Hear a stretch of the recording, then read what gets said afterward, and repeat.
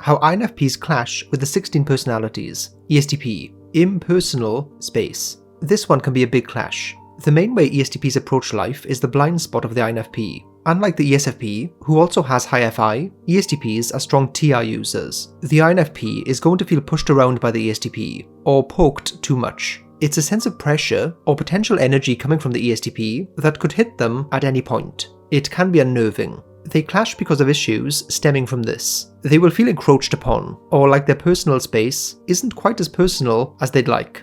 ISTP, at philosophical odds. This is another one ripe for a big clash. The second slot function of each type, i.e. their main tool, is the blind spot of the other. Then, their dominant functions are FI and TI. ISTPs are make moves in life that make sense. INFPs are find the ideas in life that are right. As you can see, the clash is almost philosophical. When working together, these divergences come out fast. INFJ, the nearer good. INFJs, due to their abstract and metaphysical nature, often care about the greater good. That, to the INFP, is often too nebulous. They would prefer to help in a more intimate way, so on a smaller scale, the nearer good, so to speak. An INFJ might become enthralled by some philosophical idea of the best type of society. Then, they'll deep dive into how to make that happen. All the while, the INFP might be seeing that as kind of pointless. For two gentle types, it's hard to imagine a clash, but it can happen. ENFJ, let the chips fall. They see ENFJs as spending too much time, and too much of their life, worrying about what other people think. Even more so, that they use up too much energy managing relationships. Instead, INFPs advocate the authentic approach. That necessitates speaking your truth and letting the chips fall as they will. To them, there is no point trying to manage expectations or your perception. In the end, things will go as they go, and it's better to be at peace with that. The clashes come from this conflicting mindset. As you might imagine, the issues show up most in the social realm. ENTP, what do you stand for? INFPs make great guides for the ENTP type. They act as a compass of sorts, keeping the ENTP on track in the realm of personal values. Clashes come when the ENTP isn't ready for or willing to accept that. They might see the INFP as judging them often. The INFP might see them as being chameleons to a fault, not planting their flag anywhere. This is at its worst when the INFP sees the ENTP going against something that they know the ENTP actually believes in. INTP, irreconcilable differences. These two types make great lifestyle buddies. Because of that shared NESI axis in the middle of their stack, the tools they use are similar. They also gain comfort in the same sorts of ways. The clash comes from an obvious place though. Their main way of traversing the terrain of life differs in a fundamental way. One is involved, and the other detached. Both FI and TI are forceful in their own way. They won't budge on matters in which they feel correct and justified. When they find themselves at odds, it is like two people arguing with each other in a different language. The clash comes because the way of resolving problems is hard to reconcile.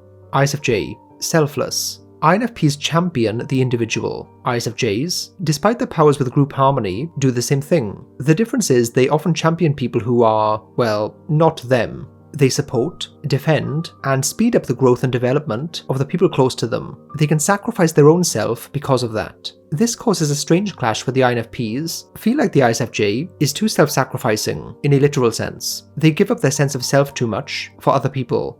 ESFJ, an unexpected solo. The best way I can explain this is with an example. Think of the scene at the start of each episode of The Simpsons, where Lisa goes on an impromptu saxophone solo. That is INFPs when the ESFJ conductor is trying to wrangle everyone into harmony. That is where they clash. The INFP wants to do their own thing. This almost never comes from a place of wanting to cause hurt or disruption, but the ESFJ can sometimes interpret it that way.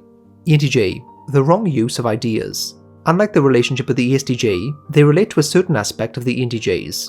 Both are highly intuitive. More than that, both are great at both kinds of intuition. That's a natural synergy, but the clash comes from what they use that in service of. ENTJs are quite dominating in their approach. They want to control or exert strong influence on their surroundings. By contrast, INFPs resist that, both as an approach for them, but also when it's done to them.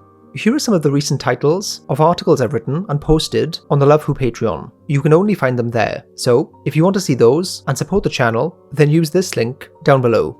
INTJ, at what cost? INTJs being planners is a stereotype that is, well, accurate. They think in terms of goals, strategies, and outcomes that are measurable. What makes them so effective is not their brain power, which can be immense, but their will. They are able to sacrifice a lot in service of their aims and ambitions. To INFPs, sometimes they sacrifice too much. In the darkest sense, it could be that they use people too much as pawns, or they sacrifice too much of themselves.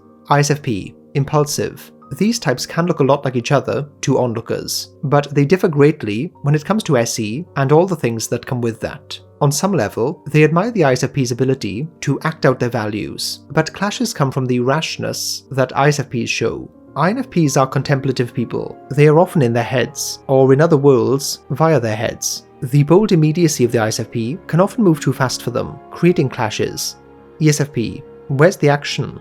ESFPs are powerful exponents of FI. They are in touch with their values and live them out. The latter part is where they clash. They might look at the INFP and think, okay, you know what you believe in, but what are you going to do with it? At best, the ESFP is a guide to them. At worst, they will feel more like a critic. The INFP will feel like they're always forced into action by them. There is an expectation to do more, which creates a lot of pressure.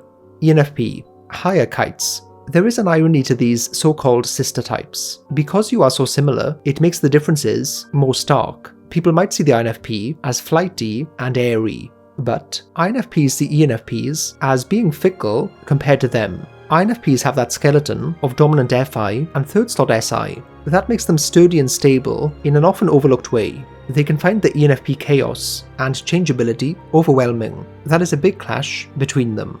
INFP. Immovable objects. It isn't often said about them, but INFPs can be stubborn. When you have two such people, clashes are inevitable. Given enough time, an area of conflict will arise. So it's less about them clashing over specific things, since they are the same type. It's more about the style of the clash. Instead of an unstoppable force meeting an immovable object, it's two immovable objects. Neither will budge. ISTJ. Stray the course. The following quotes capture the contrast between these two. Not all who wander are lost. INFP. Stay the course. ISTJ. One finds wisdom from deviation, and the other from perseverance. Both ways are valid, but clashing. They might find that the ISTJ is forever telling them to be consistent, to not change their mind so much, but INFPs need to explore in an expansive way, even if that's only in their mind. ESTJ. Bulldozing emotions. These two types approach life in the opposite or inverted way. INFPs desire alignment, where you're acting in accordance with what you believe. ESTJs are about getting the job done. It can be a stern and stoic frame of mind to occupy. INFPs clash with them because they bulldoze through emotions, including their own. INFPs struggle to reconcile themselves with that way of being. It's a source of many clashes.